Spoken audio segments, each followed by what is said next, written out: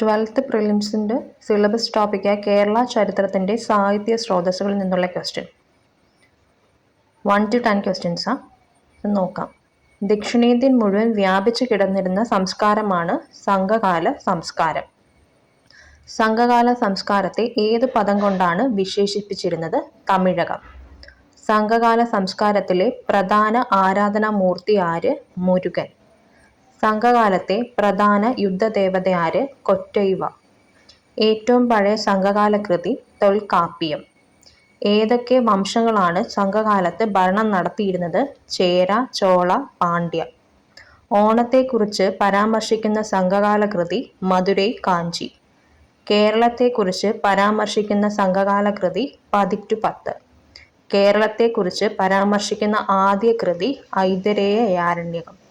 കേരളത്തെക്കുറിച്ച് കാളിദാസന്റെ Krithi Raghuvamsham.